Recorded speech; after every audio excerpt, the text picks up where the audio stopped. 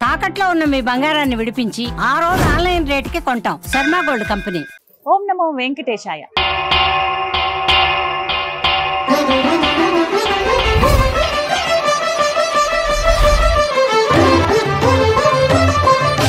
తిరుమల తిరుపతి దేవస్థానం ప్రధాన అర్చకులు అర్చకం వేణుగోపాల దీక్షితులు గారు. వారితో మాట్లాడి స్వామివారి మహత్యం గురించి, స్వామివారి లీలల గురించి తెలుసుకుందాం. ఓం నమో వెంకటేశాయ. నమస్కారం గురుగారు. నమస్కారం. ఎలా ఉన్నారండి? బాగుంది. ఎప్పుడు బాగుంటారు ఖచ్చితంగా, ఎందుకంటే ఆ స్వామి సన్నిధిలో, స్వామివారి సేవలో తరిస్తూ ఉన్నారు తరతరాలుగా. కలవటం, మిమ్మల్ని దర్శించుకోవటం కూడా మా అదృష్టమే.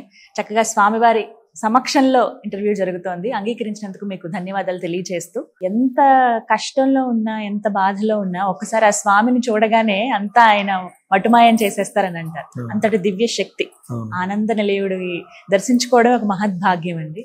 స్వామివారిని వర్ణిస్తారా? ఎలా ఉంటారు అసలు స్వామివారు? శ్రీ వైకుంఠ విరక్తాయ స్వామి పుష్కరిణి తటే రమయ రమమానాయ వెంకటేశాయ మంగళం. వైకుంఠంలో విరక్తి చెందిన స్వామివారు స్వామి పుష్కరిణి తటాకం తీరంలో ఆవిర్భవించారన్నది మనకి ఇంత ముందంతా తెలుసుకున్నాము. స్వామివారు ఆవిర్భవించినప్పుడు శాలిగ్రామ శిలాస్వరూపంగా, అర్చావతార స్వరూపంగా ఆవిర్భవించారు. అట్లా ఆవిర్భవించిన అర్చావతార స్వరూపమూర్తికి స్వామివారికి కాలి వేళ్లకు కూడా ఉంగరాలు, మెట్టెలు, అందెలు, పాగడాలు, తర్వాత స్వామివారికి కంఠాభరణాలు, చేతులు ఎందు నాగాభరణాలు, భుజకీర్తులు, యజ్ఞోపవీతము, స్వర్ణ కిరీటము, వీటన్నిటితో పాటు స్వామివారి అర్చావతార శాలిగ్రామ శిలాస్వరూపంగానే ఆవిర్భవించారు. అద్భుతమైన సౌందర్యంతో స్వామివారు ఉంటారు. అట్లాగే స్వామివారి దివ్యమైన శక్తులన్నీ ఉంటాయి. మనకి తిరుమల క్షేత్రంలో మనం మానవులే కాకుండా కలియుగాంతం వరకు భక్తులను రక్షించడానికి స్వామివారి ఇక్కడ ఆవిర్భవించారు. కాబట్టి బ్రహ్మాది దేవతలు, గంధర్వులు వారందరూ కూడా ప్రతిరోజు స్వామివారిని దర్శించుకొని స్వామివారికి ఆరాధన చేస్తారన్నది కూడా మనకి ఏకాంత సేవ అనంతరం మనం బ్రహ్మతీర్థమని, బ్రహ్మ వచ్చి ఆరాధన చేస్తారని, అందుకోసం ఒక తీర్థాన్ని కూడా మనం ఇక్కడ గర్భాలయంలో సమర్పించడం జరుగుతుంది. మనం దేవాలయం మూసివేసిన తర్వాత గంధర్వులు, పురుషులు, మన ఋషులు, తర్వాత బ్రహ్మదేవులు వారు వచ్చి స్వామివారికి ఆరాధన చేసి స్వామివారి యొక్క పరిపూర్ణ అనుగ్రహం ప్రజలందరిపైన ఉండాలని దేవతామూర్తులందరూ కూడా వచ్చి ఆవాహన చేసి వారందరూ కూడా అదృశ్య రూపంలో స్వామివారిని దర్శించుకుంటూ ఉంటారు. అందువల్లే తిరుమలగిరిలో ఇంతటి దివ్యమైన శక్తి ఆవిర్భవించి ఉంటుంది. ఈ తిరుమల క్షేత్రం అంతా కూడా స్వామివారి ఆలయంలో ఇంకా దివ్యమైన తేజస్సు, శక్తి కూడా మనకి తెలియని వైబ్రేషన్స్ అంతా కూడా మనకి భగవంతుని దర్శించుకోగానే కలుగుతూ ఉంటుంది. అలాగే స్వామి ఎన్ని అడుగుల్లో ఉంటారండి? స్వామివారు సుమారు 9.5 అడుగులు ఎత్తు, 9.5 అడుగులు ఎత్తులో ఉంటారు. తర్వాత మహర్షులు, రాజులు స్వామివారి యొక్క అనుగ్రహం పొందిన వారంతా ఆ కాలం నుంచి కూడా స్వామివారు విష్ణు అలంకార ప్రియుడు కాబట్టి స్వామివారికి విశేషంగా ఆ కిరీటము, తర్వాత భుజకీర్తులు, అక్కడ మూలవర్లలో స్వరూపంలో ఎలాంటి ఉన్నాయో నాగాభరణాలు, ఇట్లాంటి ఆభరణాలు, తర్వాత విశేషంగా దశావతార వడ్డాణము, నాగాభరణం వడ్డాణము, తర్వాత స్వామివారికి సహస్రనామాల, తులసి పత్రమాల, అష్టోత్తరమాల, శాలిగ్రామ హారాలు, అట్లా మా కంఠసరాలు, ఇట్లాంటివన్నీ కూడా భక్తులు వారి వారి కోరికలు నెరవేరిన తర్వాత స్వామివారి పరిపూర్ణ అనుగ్రహం పొందారు. కాబట్టి స్వామివారికి శ్రద్ధాభక్తులతోటి ఈ విధంగా రాజుల కాలం నుంచి కూడా అనేక ఆభరణాలు సమర్పించుకుంటూ వచ్చారు. అలా ఇప్పుడు చూస్తున్నాం ఆయనకి లోటే ఉందండి. ఆయన కూడా మనకి ఒక ఇట్లాంటి ఆభరణాలు పూర్తిగా మనకి ఒక 5-6 రకాల సెట్లు ఉంటాయి మూలమూర్తికి సంబంధించి.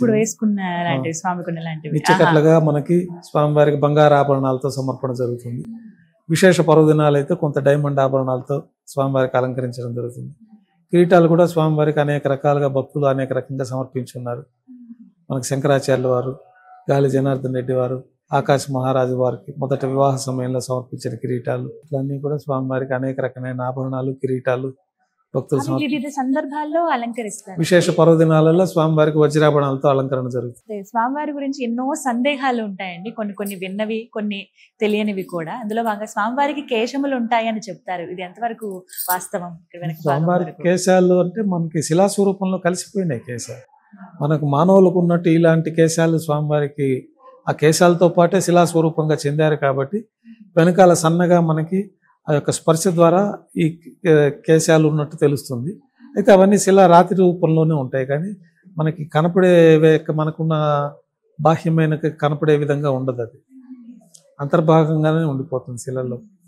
రూపం చాలా అద్భుతంగా ఉంటుంది కదండి. వెనుక భాగం నుంచి వెనుక భాగంలో రాజులకి వాళ్ళకు ఉన్నట్టు భుజాల వరకు స్వామివారికి శిరోజాలు ఉంటాయి. ఇలా మామూలుగా ఇలా చూస్తేనే మాకు తన్మయత్వంలోకి వెళ్ళిపోతాం. మీకు ఎంతటి అదృష్టమో. అది దివ్యమైన సౌందర్యము అద్భుతంగా ఉంటుంది. స్వామివారి వెనుక భాగం కూడా ముందు మహాలక్ష్మి వారు వక్షస్థలంలో వేచేసి ఉంటారు.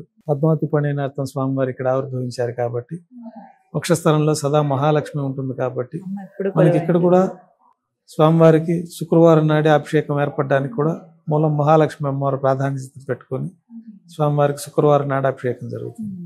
అదే అడగాలనుకున్నాను, అసలు ఎందుకు ప్రత్యేకం? ప్రతి చోట మనం ఎక్కడ చూసినా సరే వెంకటేశ్వర స్వామి వారి సన్నిధి అంటే శనివారం రోజు ఖచ్చితంగా అభిషేకం చేస్తారు, కానీ ప్రత్యేకంగా తిరుమలలో మాత్రమే ఆ స్వామికి శుక్రవారం రోజు చేస్తారు. స్వామివారు పద్మావతి పణినార్థం భూలోకంలోకి రావడము, తర్వాత అమ్మవారు వక్షస్థలంలో కొలువై ఉండడం, ప్రత్యేకమైన ఆలయం లేకుండా, కాబట్టి అమ్మవారి ప్రాధాన్యతను కూడా సంతరించుకొని లోకమంతా కూడా సుభిక్షంగా ఉండాలని, ధన కనక వస్తు వాహనాలందరూ భక్తులందరికీ కలగాలని ఈ కారణాల చేత మనకి అనాది కాలం నుంచి శుక్రవారం నాడే స్వామివారికి అభిషేకం నిర్వహించడం ఆనవాయితీగా ఉంటుంది. ఎప్పుడు ప్రారంభిస్తారండి అభిషేకం? ఎప్పుడు ఉంటుంది? శుక్రవారం నాడు ప్రతిరోజు మనకి స్వామివారికి సుప్రభాత సేవ 3 గంటల నుంచి షట్కాల ఆరాధనలు జరుగుతూ ఉంటాయి. శుక్రవారం నాడు ఉదయం స్వామివారికి ఆరాధనలన్నీ పూర్తయిన తర్వాత ప్రాతకాల ఆరాధనలు, స్వామివారికి దివ్యమంగళ శరీరానికి అంతా శిలాస్వరూపానికి మనం పునుగు తైలం లేపనం చేయడం జరుగుతుంది. తర్వాత స్వామివారికి తెల్లటి కౌపీనాన్ని అలంకరించడం జరుగుతుంది. సుమారు 4:30 గంటలకి ఈ అభిషేక కార్యక్రమం మొదలవుతుంది. ఆ రోజే మనం స్వామివారి దివ్యమంగళ స్వరూపం అంతా, స్వామివారి ఎట్లా ఆవిర్భవించారో అట్లా దివ్యమంగళ స్వరూపం అంతా కూడా మనం దర్శించుకునే అవకాశం ఉంటుంది. మిగతా రోజుల్లో స్వామివారికి వస్త్రాలంకరణ, స్వామివారికి ఆభరణాల అలంకరణతో దర్శించుకుంటాం కాబట్టి స్వామివారికి ఈ యొక్క స్వరూపాన్ని మనం నేరుగా వీక్షించే అవకాశం కలగదు. అభిషేకంలో సుమారు 400-300 లీటర్ల పాలుతోటి మొదట గోక్షీరంతో అభిషేకం జరుగుతుంది. మనకి లోపల వేద పారాయణదారులు వేదాన్ని పఠిస్తూ ఉంటారు, పంచసూక్తాలు ఇవన్నీ కూడా పఠనం జరుగుతూ ఉంటుంది. స్వామివారి దివ్యమంగళ స్వరూపానికి మొదట గోక్షీరంతో అభిషేకం జరుగుతుంది. తర్వాత ఆ జిడ్డు అంతా కూడా స్వామివారి శిలాస్వరూపానికి ఉంటుంది కాబట్టి ఆ జిడ్డును పోగొట్టడానికి పరిమళం అనే ఒక సుగంధ ద్రవ్యాన్ని మనం స్వామివారి శిలాస్వరూపానికి అంతా లేపనం చేయడం జరుగుతుంది.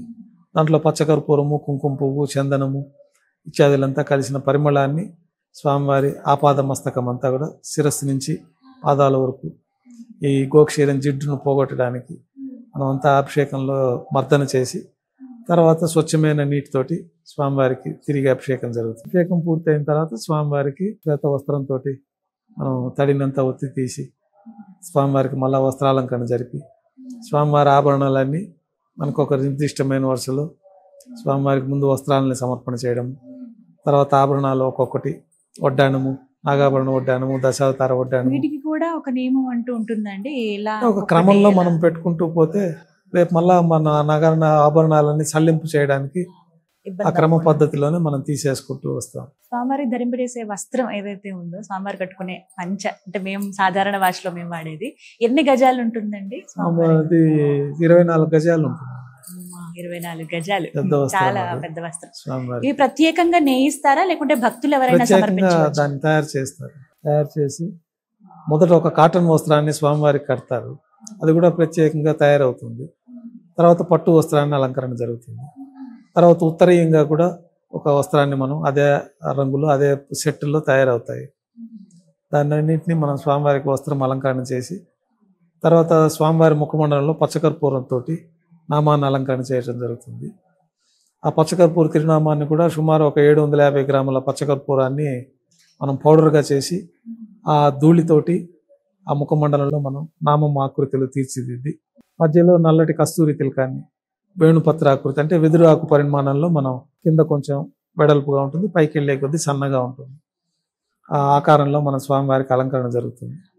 తర్వాత వస్త్రాలంకరణ ఇవన్నీ పూర్తయిన తర్వాత ఆభరణాలన్నీ స్వామివారికి అలంకరణ జరిగి తర్వాత స్వామివారికి ఉపచారాలు సమర్పించి నైవేద్యంగా స్వామివారికి అష్టోత్తర శతనామార్చన అయిపోయిన తర్వాత నైవేద్యం సమర్పించిన తర్వాత మామూలుగా మనం ఆభరణాలతోటి భక్తుల దర్శనానికి స్వామివారు దర్శనమిస్తారు. ఇప్పుడు ఈ సమర్పించేటువంటి వస్త్రం ఏదైతుందో ఆయన ధరించుకునేది భక్తులు కూడా ఇవ్వచ్చా అండి, లేకుంటే అది భక్తులకు ఇక్కడ లేదండి. అది ఏదైనా దేవాలయాలకు పంపించడము, మఠాధిపతులు, ప్రముఖులు అంటే మనకి ప్రెసిడెంట్, సుప్రీంకోర్టు చీఫ్ జస్టిస్, ప్రధానమంత్రి, రాష్ట్రపతి, తర్వాత మనకి గవర్నరు ముఖ్యమంత్రి వారికి అంతవరకు ఒక విధానం ఉన్నది. ఆ విధానం ప్రకారం తిరుమల తిరుపతి దేవస్థానం వారు ఆ సాంప్రదాయం ప్రకారం వాళ్ళు వచ్చినప్పుడు వాళ్ళకి, అట్లాగే కొంత పురాతనమైన మఠాధిపతులు ఉంటారు, వారు దేవాలయ సందర్శనకు వచ్చినప్పుడు సంవత్సరానికి ఒక్కసారి మాత్రమే వారికి కూడా స్వామివారి యొక్క శేష వస్త్రాన్ని సమర్పించడం జరుగుతుంది. ఇలా వచ్చినప్పుడు కళ్ళకి ఇలా ఒకసారి అందిస్తారు కదా స్వామి, అది స్వామివారి శేష అదే వస్త్రం స్వామివారికి భక్తులకి. ముందు వారం కట్టి తీసేసిన వస్త్రం. ఒకసారి అనుభూతి చెందాను, ఎంత బాగుంది ఆ పచ్చకర్పూరం ఆ సుగంధం ఆ వాసన, అసలు తన్మయత్వంలోకి వెళ్ళిపోతాం అంతే. అద్భుతమైనటువంటి అనుభూతి అది. ఒక వారం పాటు స్వామివారిని అంటి పెట్టుకొని ఉంటుంది కాబట్టి ఆ దివ్య శక్తి కూడా ఆ వస్త్రంలో కూడా ఉంటుంది కదా. సార్ ఇలా పెట్టగానే చాలా సంతోషం అనిపించింది, అదొక దివ్యమైన అనుభూతి. ఖచ్చితంగా స్వామివారి గురించి, వారి లీలల గురించి తెలుసుకోవడం అనేది ఎంతో సంతోషించే విషయం అండి. ధన్యవాదాలు, నమస్కారం. ప్రేక్షకులందరికీ కూడా స్వామివారి దివ్యాశీస్సులు ఎల్లప్పుడూ ఉండాలని, శ్రీ వెంకటేశ్వర స్వామి ఆశీస్సులతోటి ప్రపంచ ప్రజలందరూ సుఖ సంతోషాలు ఆయురారోగ్యాలతో వదిల్లుతూ స్వామివారిని దర్శించుకొని స్వామివారి పరిపూర్ణ అనుగ్రహం పొందాలని కోరుకుంటూ, స్వామివారి అనుగ్రహం ప్రపంచ ప్రజలందరికీ ఉండాలని సదా శ్రీవారి ఆలయంలో ప్రార్థనలు చేస్తూ ఓం నమో వెంకటేశాయ. ఓం నమో వెంకటేశాయ.